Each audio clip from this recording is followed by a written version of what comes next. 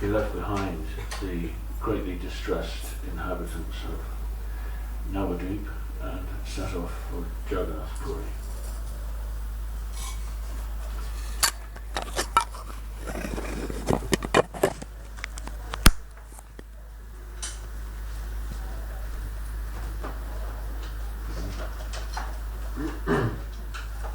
So why don't I read a little bit of that? Okay. There were some adventures on the journey, which I'll leave for another time.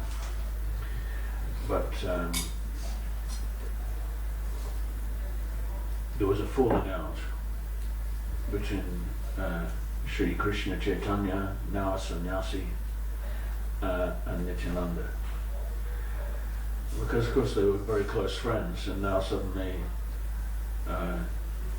Sri Chaitanya he's Sri Krishna Chaitanya, he's a sannyasi. He's no longer Vishwambara. And he's carrying a danda. And Nityananda didn't like that very much. His changed status, he wanted him to stay as he was. So they had an argument, and the conclusion of that was Nityananda broke his sannyas rod famously into 3 pieces and threw it in the river. And Lord Chaitanya was understandably upset, and so he went off and he left his companions. He had 4 companions who were travelling with him. He left them behind and went off. He said, I'm going on my own now, ahead to Jagannath Puri. He was not far away. In fact, in the distance, very soon, he could see the pinnacle of the Jagannath temple and the flag flying from the pinnacle. Sri Krishna Chaitanya arrived alone at the lion gate of the great temple of Puri and went inside. The guards watched this effulgent young sannyasi with fascination as he passed across the outer courtyard and through the next gateway and disappeared into the inner precinct of the temple. Rather than walk, he seemed to float, as if in a dream, unaware of his surroundings. He entered the engulfing shadows of the temple of Jagannath,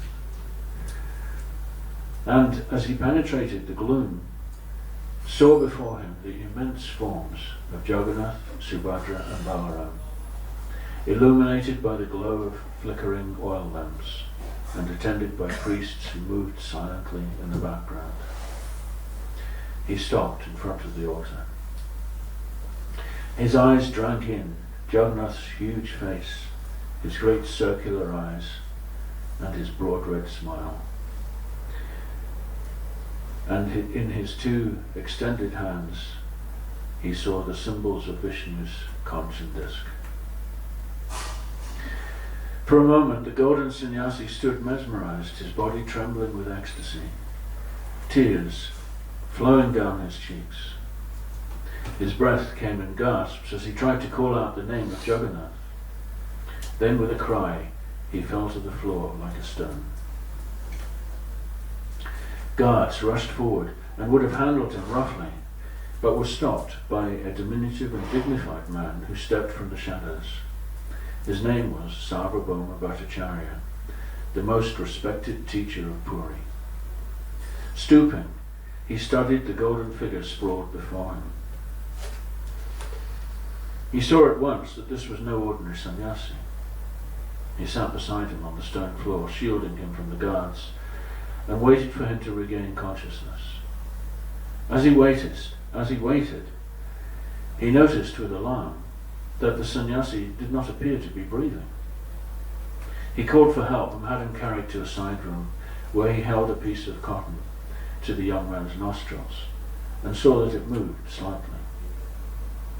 Relieved, he continued to examine the beautiful monk and concluded that he must be in the deepest stage of ecstasy, in which the classic symptoms are all present to the highest degree. With great care, he picked up the unconscious body, helped by temple attendants, and carried him to his house. As these events were unfolding, Nityananda and the other devotees arrived at the main gate to the temple and began inquiring, had anyone seen a tall and handsome young sannyasi?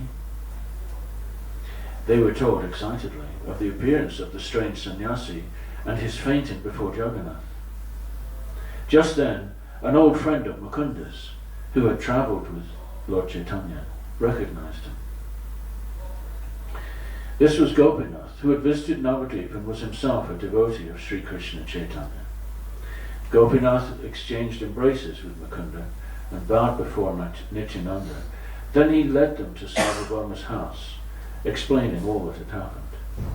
Soon they were shown in, and they gasped with relief to see their Lord lying unconscious but cared for in a safe place. Sarvabhauma was an elder citizen of Puri and celebrated as the greatest authority of his day in the philosophy of Vedanta. He welcomed the devotees and introduced himself. Once they had established that Sri Chaitanya was in safe hands, they were guided by Sarvabhauma to the main temple to see the deity of Jagannath. Since Jagannath was the proprietor of the town of Jagannath Puri, they needed to go before him and offer their prayers to him before doing anything else. So very blissfully they stood before Lord Jagannath and received garlands from the priests. Now they were able to return to Sri Chaitanya. They found him lying peacefully where they had left him, still breathing only slightly. They gathered round him and began to chant the names of Krishna. And very soon the Lord opened his eyes. Sarvabhauma stepped forward. "Welcome to my home, Master," he said respectfully, as slowly Sri Chaitanya got up and looked around him. "You are my guest today. First, have your bath. Then I will feed you the food offered to Lord Jagannath." Gopinath led Sri Chaitanya and his devotees on a short walk to the long sandy ocean beach, which was the customary place for the people of Puri to bathe.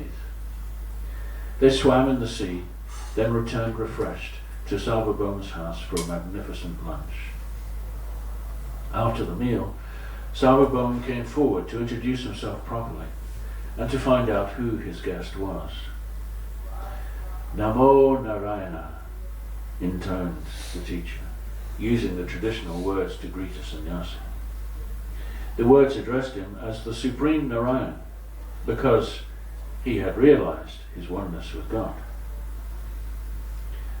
This greeting did not please Lord Chaitanya, who considered himself not as Narayan, but as a devotee of Narayan.